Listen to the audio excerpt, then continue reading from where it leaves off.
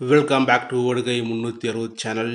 இன்றைய வரலாற்று history open book பக்கத்தில் ஜூலை 13 வரலாற்றில் நடந்த நிகழ்வுகளை பார்க்க போகிறோம். 1249 ஸ்காட்லாந்து மன்னராக 3ஆம் அலெக்சாந்தர் முடிசூடப்படுகிறார். 1878 செர்பியா உஸ்மானிய அரசிடமிருந்து விடுதலை அடைந்தது. 1930 முதலாம் உலகக்கோப்பை கால்பந்து போட்டி உருகுவேயில் தொடங்கியது. 1930 முதல் கால்பந்து போட்டியானது தொடங்கி உள்ளது. அதுக்கப்புறம் சார்லஸ் டார்வினோட பொன் மொழிகள். ஒரு மொழி என்பது உயிரினத்தை போன்றது, அழிந்து போனாலும் ஒருபோதும் மீண்டும் தோன்றாது. எல்லா உயிரினங்கள் மீது அன்பு செலுத்துவதே மனிதனின் உயர்ந்த பண்பாகும். இதை இன்றைய தலைமுறை 2K கிட்ஸ் தலைமுறை யாராவது கடைப்பிடிக்கிறீங்களா என்று பார்த்தால் சுத்தமாக கடைப்பிடிக்கவே இல்லை என்றுதான் பொருள் என்று சொல்லப்படுகின்றது. அனைவரும் ஒரே ஒரு அச்சுக்குள் வார்த்தை உருவாக்கப்பட்டிருந்தால் அழகு என்ற வார்த்தைக்கே அதிகாரம் அற்று போய்விடும் என்பதில் ஒரு முக்கியமான சிறப்பாக சொல்லப்படுகின்றது. ஜூலை 12 வரலாற்றில் பார்த்தோம்னா 1191 சிலுவை போரானது நடைபெற்று சாலகுதீன் என்ற படை தோற்றது. 1561 மாஸ்கோ புனித பாசியல் பேராலயமானது திருமுழக்கு பெற்று புத்துயிர் பெற்றது.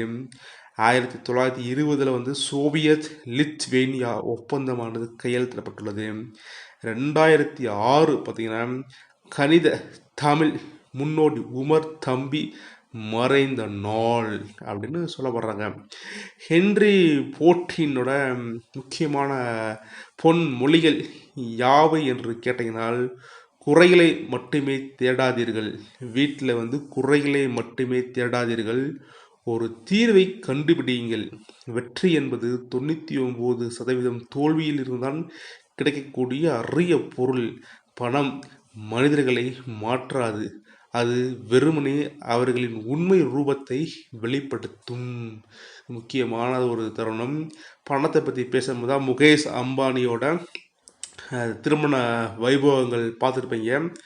பணம் ஒரு உண்மை முகத்தை கண்டிப்பாக காட்டும்.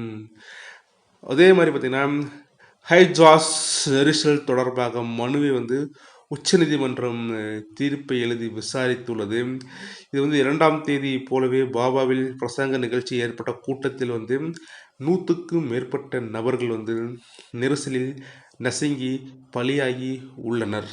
இவர்களுக்கு இந்திய கவர்மெண்ட் சரி, தமிழ்நாடு கவர்மெண்ட்லையும் சரி பலத்த கண்டனமானது தெரிவிக்கப்பட்டுள்ளது. இது போன்ற வழக்குகளை கையாளுவதில் உச்ச நீதிமன்றங்கள் வலுவானவை என்பதால் அவற்றை உறுதிப்படுத்த இந்த தீர்ப்பானது அளிக்கப்பட்டுள்ளது. பட்டியலின சிறுவனுக்கு நேர்ந்த ஒரு அவலம். தீண்டாமை கொடுமை, தீண்டாமை தாண்டவம் ஆடக்கூடிய வட மாநிலத்தில் 15 வயது சிறுவனுக்கு சிறுநீரை குடிக்க சொல்லி அதை வீடியோ எடுத்து சமூக ஊடகங்களில் வைரலாக்கப்பட்டு வந்துள்ள நிகழ்வானது ஒரு மிக மிக வெட்கக்கேடான நிகழ்வாக நாம் பார்க்கக்கூடிய தருவாயில் உள்ளனர். இது இந்திய அரசும் சரி, மற்ற அரசுகளும் சரி, மாநில அரசுகளும் தட்டி கேட்குமா என்றால் இது பொறுத்து தான் பார்க்க வேண்டும். ஜூலை 11 வரலாறு பார்த்தீங்கன்னா 1576 கிரீன்லாந்தை பிசர் கண்டடைத்தார். 1710 பார்த்தீங்கன்னா விடுதலை வீரர் அழகுமுத்து கோன் பிறந்திருக்கிறாப்புல. 1919 நெதர்லாந்தில் 8 மணி நேர வேலையானது முதலில் சட்டமாக்கப்பட்டது. நெதர்லாந்தில் 1919 அந்த சட்டம்தான் இன்னைக்கு உலக முழுவதும் அனைத்து தொழிலாளர்களும் 8 மணி வேலையை நோக்கி நகர்ந்து கொண்டிருக்கின்றோம் என்பதில் எந்தவித மாற்று கருத்தும் கிடையவே கிடையாது.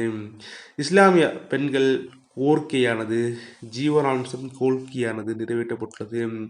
இந்து மதத்தை போலவே இஸ்லாமிய பெண்கள் விவாகரத்து அடைந்தால் கணவனிடமிருந்து ஜீவனாம்சம் என்ற கூடிய உதவி வாழ்க்கை உதவித்தொகை, பணைப்புத் தொகை, பிடிப்புத் தொகையானது சட்டம் 1986 நிறைவேற்றப்பட்ட அந்த சட்டமானது பிரிவு 125 கீழ் இது உச்சநீதிமன்றமானது தீர்ப்பானது வழங்கப்பட்டுள்ளது.